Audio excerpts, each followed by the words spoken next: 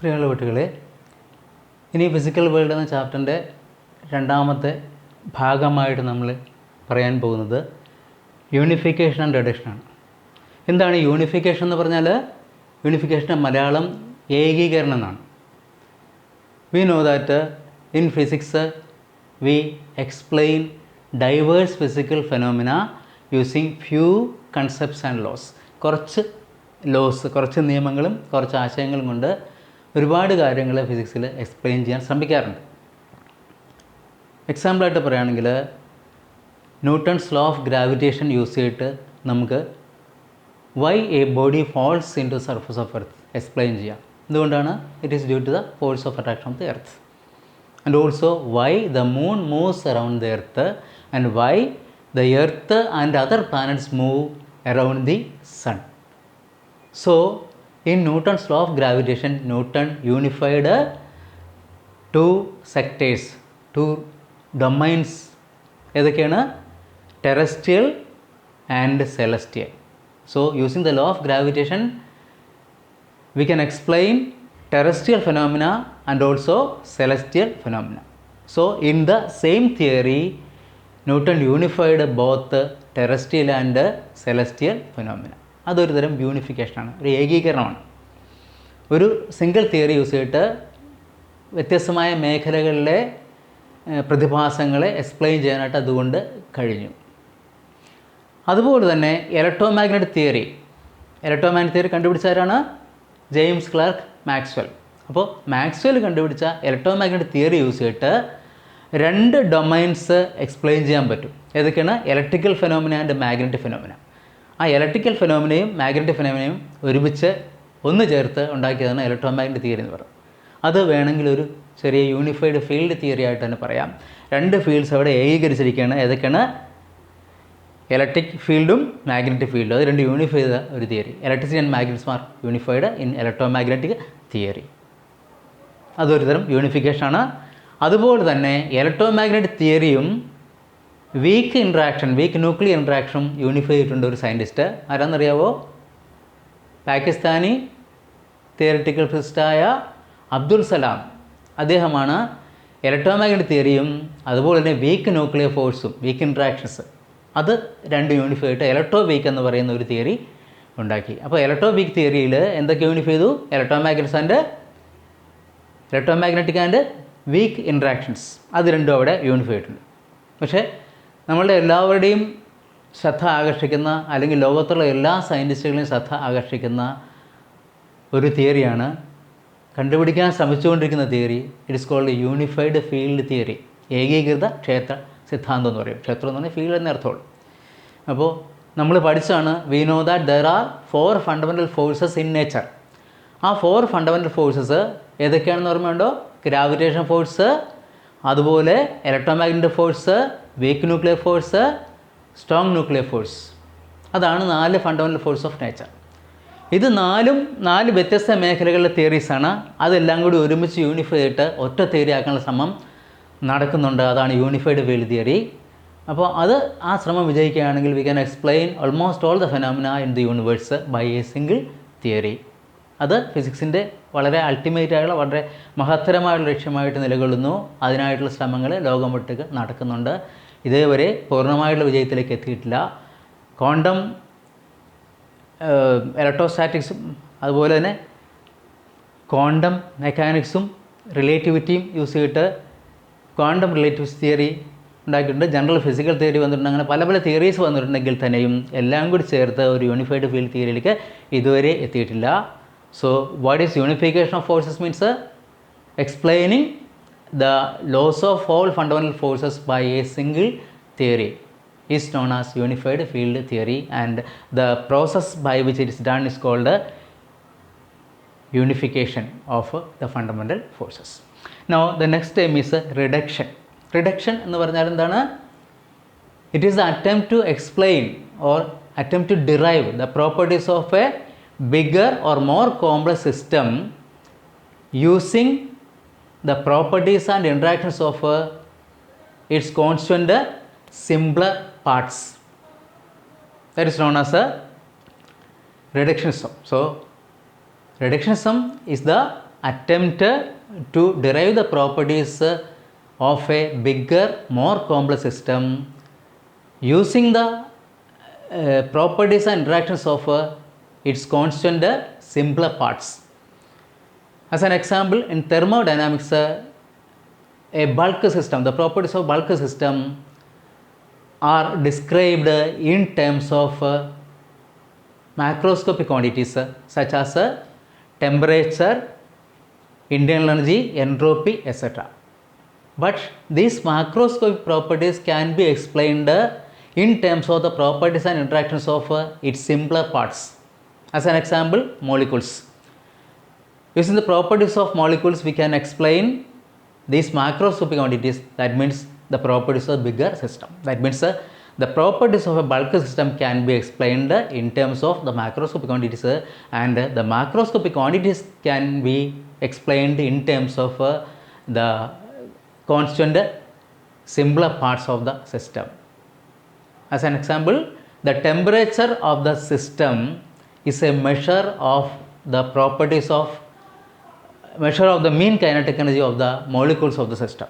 Temperature of the system is a measure of the mean kinetic energy of the molecules of the system. That means its constant simpler parts. So the method by which we derive the properties of a bulk system or bigger system or complex system in terms of the properties and interactions of its constituent smaller simpler parts is called reductionism. Okay.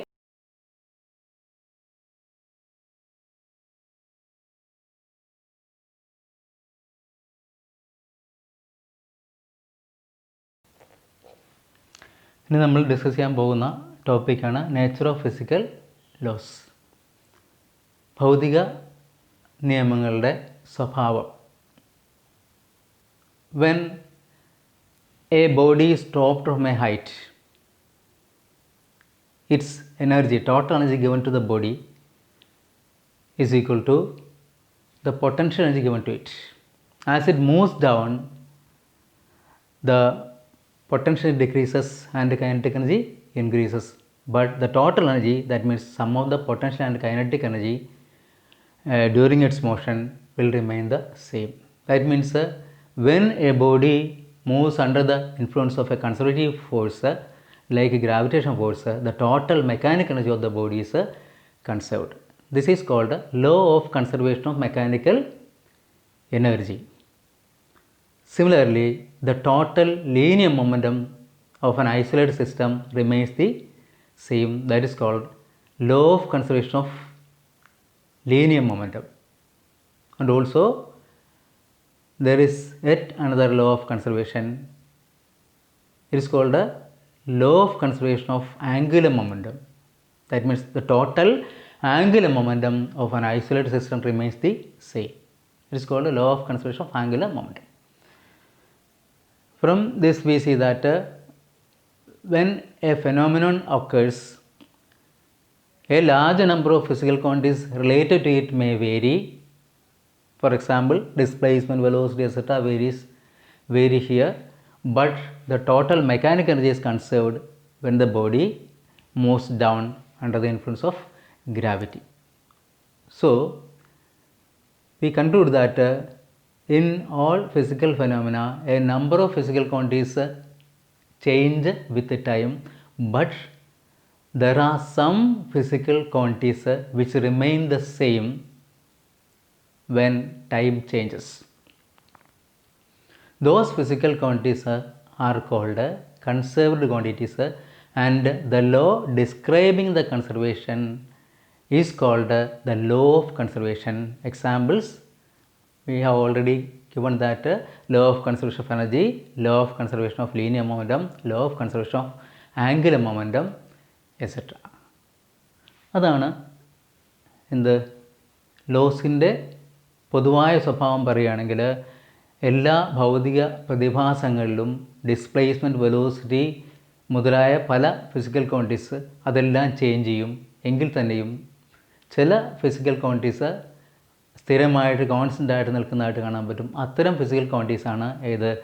എനർജിയും അതുപോലെ linear momentum, angular momentum ഒക്കെ. ഇപ്പോൾ drop ചെയ്യുന്ന ബോഡിയുടെ case തന്നെ എടുത്തു കഴിഞ്ഞാൽ just before hitting the ground the total mechanical energy is conserved. പക്ഷേ ഹിറ്റ് ചെയ്യുമ്പോഴത്തേക്കും ഈ മെക്കാനിക്കൽ എനർജി കൺവേർട്ട് ചെയ്യപ്പെടും, വേറെ രൂപത്തിലേക്ക് പോകും, സൗണ്ടൊക്കെ ആയിട്ട് മാറും, പല രീതിയിലുള്ള മാറ്റം അവിടെ സംഭവിക്കും. അതുപോലെ എയർ കറണ്ട് ഉണ്ട്, അതേസമയത്ത് എയർ റെസിസ്റ്റൻസ് ഒക്കെ ഉണ്ടെങ്കിൽ law of conservation mechanical energy അവിടെ ശരിയാവില്ല. എന്തുകൊണ്ടാണ്? അവിടെ സിസ്റ്റം എന്ന് പറയുന്ന ഒരു ക്ലോസ് സിസ്റ്റം ആവില്ല, പുറമേ നിന്നുള്ള ഇൻട്രാക്ഷൻസ് അവിടെ വരുന്നത് കൊണ്ട് അതും കൂടി ചേർത്ത്, ആ വരുന്ന വസ്തുക്കളെ കൂടി ചേർത്ത് വേണം സിസ്റ്റം നമ്മൾ ഡിഫൈൻ ചെയ്യാൻ. ആ കേസിൽ ജനറലായിട്ടുള്ള law of conservation of energy apply ചെയ്യും എന്ന് പറഞ്ഞാൽ total energy of the isolated system remains the same. അപ്പോൾ ഫിസിക്കൽ ലോസ് പലതുണ്ട്. ന്യൂട്ടൻ്റെ ഫസ്റ്റ് ലോ ഉണ്ട്, തേർഡ് ലോ ഉണ്ട്, അതുപോലെ പാസ്കൽസ് ലോ ഉണ്ട്, അതുപോലെ Kepler's laws of planetary motion ഉണ്ട്, ഒരുപാട് ലോസ് ഉണ്ട്. പക്ഷേ അങ്ങനെയുള്ള ലോസിലൊക്കെ ഒരുപാട് മാറ്റങ്ങൾ വസ്തുക്കൾ സംഭവിക്കും. പക്ഷേ there are some physical quantities which remain the same throughout the phenomena. Those physical quantities are called conserved quantities. നമ്മൾ എക്സാമ്പിൾസ് പറഞ്ഞു കഴിഞ്ഞു. അപ്പോൾ അതാണ് ലോസ് ഓഫ് കൺസർവേഷൻ എന്ന് പറയുന്നത്. മെയിനായിട്ട് ഉള്ള ലോസ് നമുക്ക് പരിചയമുള്ള ലോസ് ഏതൊക്കെയാണ്? ഒന്നാമത്തത് കൺസർവേഷൻ ഓഫ് മെക്കാനിക്കൽ എനർജി, അത് ജനറലൈസ് ചെയ്യുമ്പോൾ കൺസർവേഷൻ ഓഫ് എനർജി. അടുത്തത് കൺസർവേഷൻ ഓഫ് ലീനിയർ മൊമെൻറ്റം, അതുപോലെ കൺസർവേഷൻ ഓഫ് ആംഗുലർ മൊമെൻറ്റം, അതുപോലെ ചാർജിൻ്റെ conservation. That means the total charge of an isolated system before an event is equal to the total charge after the event. ഒരു സംഭവം, ഏതെങ്കിലും ഒരു സംഭവം നടക്കുമ്പോൾ അതിന് മുമ്പുള്ള ആകെ എനർജി എന്ന് പറയുന്നത് അതിന് ശേഷമുള്ള ആകെ ചാർജ് എന്ന് പറയുന്നത് അതിന് ശേഷമുള്ള ചാർജിന് ഈക്വലായിട്ട് വരും. അതാണ് കൺസർവേഷൻ ഓഫ് ഇലക്ട്രിക് ചാർജ് എന്ന് പറയുന്നത്. അതുപോലെ സബറ്റോമിക് വേൾഡിലേക്ക് പോയി കഴിഞ്ഞാൽ എലമെൻ്ററി പാർട്ടിക്കിൾസിൻ്റെ കേസിൽ മറ്റ് പല കൺസർവേഷൻ ലോസ് ഉണ്ട്. കൺസർവേഷൻ ഓഫ് പാരിറ്റി അതുപോലെയുള്ള ലോസ് ആ ഏരിയയിലുണ്ട്. So these conservation laws are the basis of nature.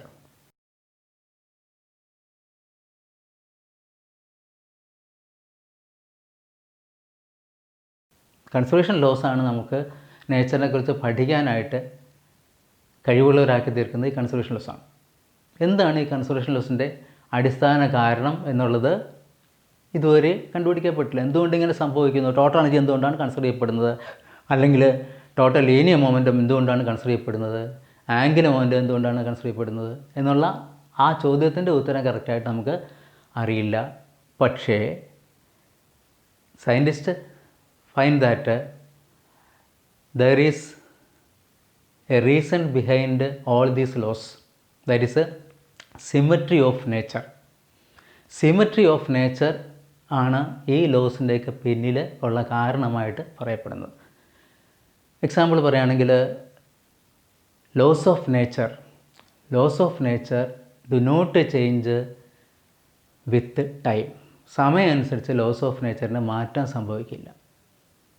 As an example, if you repeat an experiment after 1 year using the same objects and under the same conditions, ഒരേ കണ്ടീഷനിൽ നമ്മൾ ഒരേ വസ്തുക്കൾ ഉപയോഗിച്ച് ചെയ്ത ഒരു എക്സ്പെരിമെൻറ്റ് 1 വർഷം കഴിഞ്ഞ് അതേ ലബോറട്ടറിയിൽ നമ്മൾ റിപ്പീറ്റ് ചെയ്യുകയാണെങ്കിൽ the results will be almost the same.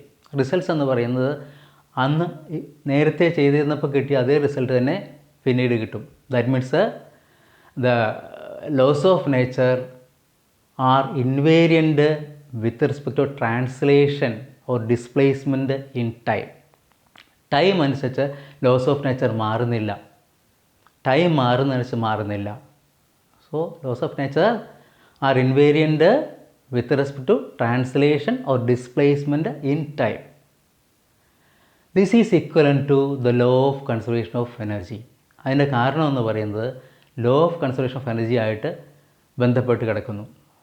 Law of കൺസർവേഷൻ്റെ കാരണം എന്ന് പറയുന്നത് എന്തായിട്ട് ബന്ധപ്പെട്ടിരിക്കുന്നു? The symmetry of nature with respect to translation or displacement in time. അതുപോലെ തന്നെ സ്പേസ് ഈസ് ഹോമോജീനിയസ്.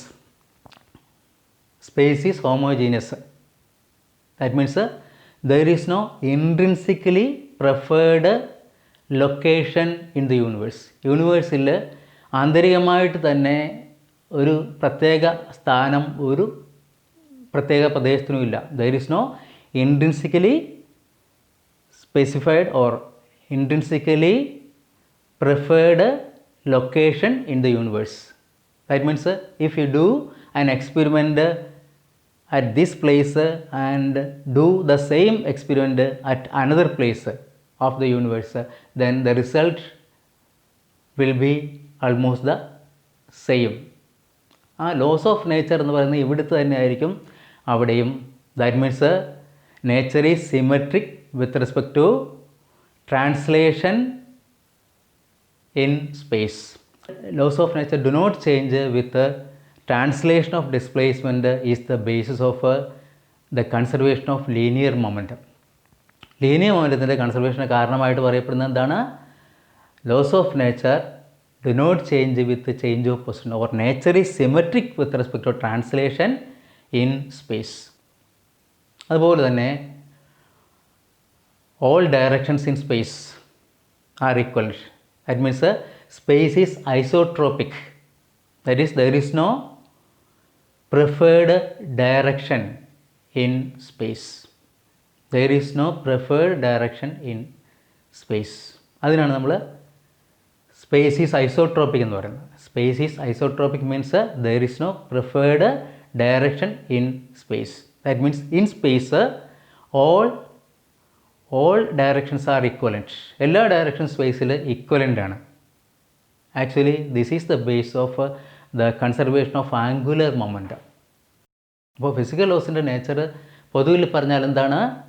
ഫിസിക്കൽ ലോസിൽ in almost all physical phenomena almost all physical quantities change with time, but there are some special physical quantities which remain the same throughout the phenomena. Such quantities are called conserved quantities, and the law describing their conservation is called the law of conservation. Examples are law of conservation of energy, law of conservation of linear momentum, law of conservation of angular momentum, law of conservation of charge, law of conservation of parity, etc. And also we find that these conservation laws have deep connection with the symmetry of nature. That means nature is symmetric with respect to time. Nature is symmetric with respect to translation or displacement in time. Then nature is symmetric with respect to translation or displacement in space, and nature is symmetric with respect to translation in the directions in space. That is, nature is space is isotropic, and due to the isotropy all directions are equivalent. That is the basis of conservation of angular momentum. These are the nature of physical laws. Physical ലോസിൻ്റെ സ്വഭാവം എന്ന് പറഞ്ഞതാണ് യഥാർത്ഥത്തിൽ ഇത്തരം symmetry, നേച്ചറിൻ്റെ ഈ വക symmetry കൊണ്ട് ഉണ്ടായ കൺസർവേഷൻ ലോസാണ് നമ്മുടെ കീ ആയിട്ട് പ്രപഞ്ചത്തെക്കുറിച്ച് പഠിക്കാനുള്ള നമ്മുടെ കീ ആയിട്ട് ബിഹേവ് ചെയ്യുന്ന ഈ കൺസർവേഷൻ ലോസാണ്. ഈ കൺസർവേഷൻ ലോസ് ഉള്ളത് കൊണ്ട് തന്നെയാണ് നമുക്ക് കൂടുതലായിട്ട് പഠിക്കാനായിട്ട് കഴിയുന്നത്. ഇന്ന ഫെനോമിനലിൽ ഇന്നതൊക്കെ സംഭവിക്കുമെന്ന് പറയാൻ കഴിയുന്നത്, ഇന്ന എക്സ്പെരിമെൻ്റ് ചെയ്താൽ ഇന്ന റിസൾട്ട് കിട്ടുമെന്ന് പറയാൻ കഴിയുന്നത്, അല്ലെങ്കിൽ ഇന്ന ക്വാണ്ടിറ്റീസ് ഇന്നതൊക്കെ ആണെങ്കിൽ ഇന്നതായിരിക്കും ആ എക്സ്പെരിമെൻ്റ് ഫലമായിട്ട് കിട്ടുന്ന ആ ഒരു ക്വാണ്ടിറ്റി എന്നൊക്കെ പ്രവചിക്കാൻ കഴിയുന്നത് നേച്ചറിൽ ഈ കൺസർവേഷൻ ലോസും അതിന് കാരണമായ സിമെട്രിയും നിലനിൽക്കുന്നത് കൊണ്ടാണ്. ഈ ഒരു സന്ദർഭത്തിൽ ഐൻസ്റ്റീൻ പറഞ്ഞൊരു വാക്യം നമുക്ക് ഓർമ്മ വരും. എന്താണ്? The most incomprehensive thing about the world is that it is comprehensible. The most incomprehensible thing about the world is that it is കോംപ്രഹെൻസിബിൾ.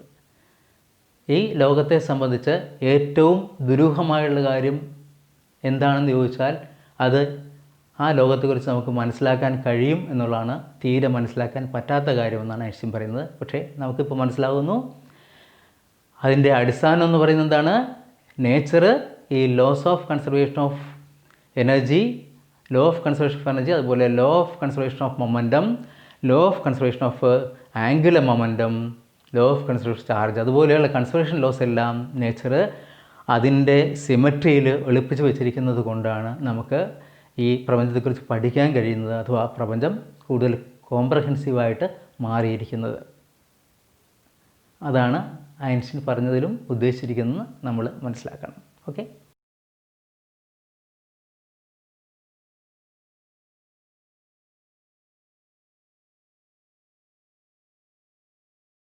പ്രിയമുള്ള കുട്ടികളെ, നമ്മൾ കഴിഞ്ഞ 1-2 ക്ലാസ്സുകളിലൂടെ ഫിസിക്കൽ വേൾഡിനെ കുറിച്ച് കുറച്ച് കാര്യങ്ങൾ പറഞ്ഞു.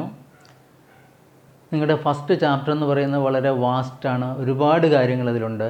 ആ ചാപ്റ്റർ കൊണ്ട് ഉദ്ദേശിക്കുന്നത് നിങ്ങൾക്കൊരു സയൻറ്റിഫിക് ആയിട്ടുള്ളൊരു താല്പര്യം വരിക, സയൻസുമായിട്ട് ബന്ധപ്പെട്ട കാര്യങ്ങൾ, വേ ഓഫ് സയൻസ്, സയൻറ്റിഫിക് മെത്തേഡൊക്കെ എന്താണെന്ന് നിങ്ങൾ അറിഞ്ഞിരിക്കുക. അതുപോലെ തന്നെ എന്താണ് ഫിസിക്സ്, ഫിസിക്സിൻ്റെ രീതികൾ എന്താണ്, എന്താണ് നേച്ചറിൻ്റെ സ്വഭാവം എന്താണ്, ഇവ കാര്യങ്ങളൊക്കെ നിങ്ങളെ ബോധ്യപ്പെടുത്തുക എന്നുള്ള ഉദ്ദേശമാണ് അതിലുണ്ടായിരുന്നത്. എന്ന് മാത്രമല്ല, നമ്മളുടെ എക്സാമിനേഷനുമായിട്ട് ബന്ധപ്പെട്ട് പറയുകയാണെങ്കിൽ ഈ ടോപ്പിക്കിലെ ഓരോ ഭാഗവും അങ്ങനെ വളരെ സീരിയസ് ആയിട്ട് എക്സാമിനേഷൻ പർപ്പസിൽ കാണാപ്പാഠം പഠിക്കേണ്ട കാര്യമൊന്നും ഇല്ല. പ്രധാനപ്പെട്ട ചില കാര്യങ്ങൾ നമ്മൾ അറിഞ്ഞിരിക്കുക, ജനറലായിട്ടുള്ള സയൻസിനെ കുറിച്ചുള്ള ഒരു വിഷൻ ഉണ്ടാക്കുക, സയൻസിൽ താല്പര്യം വരിക, അതൊക്കെ തന്നെ അതുകൊണ്ട് ഉദ്ദേശിച്ചിരിക്കുന്നത്. അതുകൊണ്ട് തന്നെ ഇത് വളരെ വാസ്റ്റായിട്ട്, വളരെ വിശാലമായിട്ട് ഇത് അങ്ങനെ ക്ലാസ്സുകൾ പഠിപ്പിക്കാറില്ല ഈ ടോപ്പിക്ക്. എങ്കിലും അതുമായിട്ട് ബന്ധപ്പെട്ട ചില കാര്യങ്ങൾ ഞാൻ നിങ്ങളുമായിട്ട് പങ്കുവച്ചതിൻ്റെ ഉദ്ദേശം അതിൻ്റെ ആ രീതികൾ ഒന്ന് പരിചയപ്പെടുത്തുക എന്നുള്ളതാണ്. സയൻസിൻ്റെ രീതികൾ, ഫിസിക്സിൻ്റെ രീതികൾ, സയൻറ്റിഫിക് മെത്തേഡ്, അതുപോലെ സിമെട്രീസ് ഓഫ് നേച്ചർ, അതൊക്കെ ഒന്ന് സൂചിപ്പിക്കുക എന്നുള്ളതാണ്. സിമെട്രി എന്ന് പറയുന്നത് കൺഫ്യൂഷൻ വരേണ്ട കാര്യമില്ല. സിമെട്രി എന്ന് പറഞ്ഞാൽ എന്താണ്? ചിലപ്പോൾ കൺഫ്യൂഷൻ വരാം സിമെട്രി ആയിട്ട് ബന്ധപ്പെട്ട്. സിമെട്രി മീൻസ് 2 വശവും ഒരുപോലെ ഇരിക്കുക, അതാണ് ഉദ്ദേശിക്കുന്നത്. 2 വശം ഒരുപോലെ ഇരിക്കുക, അല്ലെങ്കിൽ 3 വശം ഒരുപോലെ ഇരിക്കുക, അല്ലെങ്കിൽ 4 വശം ഒരുപോലെ ഇരിക്കുക, അല്ലെങ്കിൽ എല്ലാ വശവും ഒരുപോലെ ഇരിക്കുക. ആ വശം എന്ന് പറയുന്നത് അത് സ്പേഷ്യലാകാം, ടെമ്പറലാകാം, സ്ഥലവുമായിട്ട് ബന്ധപ്പെട്ടാകാം, അതുപോലെ തന്നെ ടൈമുമായിട്ട് ബന്ധപ്പെട്ടാകാം, അതുമല്ലെങ്കിൽ ഫിസിക്സിലെ ഇക്വേഷൻസുമായിട്ട് ബന്ധപ്പെട്ടാകാം.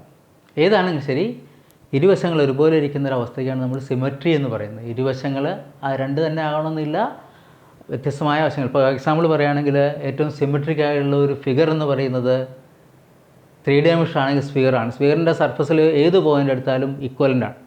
നമ്മൾ നോക്കുമ്പോൾ നമ്മൾ വിചാരിക്കും ആ മുകളിലത്തെ പോയിൻ്റ് മുകളിലുള്ളത് താഴത്തേക്ക്. പക്ഷേ നമ്മുടെ അസാന്നിധ്യത്തിൽ ഒരു സ്ഫിയർ ഇമാജിൻ ചെയ്യുകയാണെങ്കിൽ സ്ഫിയറിൻ്റെ എല്ലാ പോയിൻറ്റും ഈക്വലൻ്റാണ്. അതുപോലെ തന്നെയാണ് സ്പേസിൻ്റെയും ടൈമിൻ്റെയൊക്കെ സിമെട്രി എന്ന് പറയുന്നത് എന്ന് മനസ്സിലാക്കുക. അത്തരം കാര്യങ്ങൾ മനസ്സിലാക്കേണ്ട ആവശ്യമുണ്ട്. അതൊക്കെ ഒന്ന് പരിചയപ്പെടുത്തുക എന്നുള്ളതാണ് ഞാൻ ഈ ചെറിയ ക്ലാസ്സുകൾ കൊണ്ട് ഉദ്ദേശിച്ചത്. നിങ്ങൾ ആ ടെക്സ്റ്റ് വളരെ നന്നായിട്ട് തന്നെ വായിക്കണം. കാരണം അത് സയൻറ്റിഫിക് കൾച്ചർ വരാനും സയൻറ്റിഫിക് ആയിട്ടുള്ള താല്പര്യങ്ങൾ ഉണർത്താനും ഒക്കെ സഹായിക്കും. അതാണ് എനിക്ക് നിങ്ങളോട് പറയാനുള്ളത്. അതിൽ പ്രധാനപ്പെട്ട പോയിൻറ്റ്സൊക്കെ നമ്മൾ ഏകദേശം ഡിസ്കസ് ചെയ്ത് കഴിഞ്ഞു. അതിൽ ഏറ്റവും പ്രധാനപ്പെട്ട എന്താണ്? ഫണ്ടമെൻ്റൽ ഫോഴ്സ് ഓഫ് നേച്ചർ എന്നുള്ളതാണ് എക്സാമിനേഷൻ പോയിൻ്റ് ഓഫ് വ്യൂ ഏറ്റവും പ്രധാനപ്പെട്ട വരുന്നത്. അതിൽ ഏതാണ് വീക്കസ്റ്റ്, ഏതാണ് സ്ട്രോങ്ങസ്റ്റ്.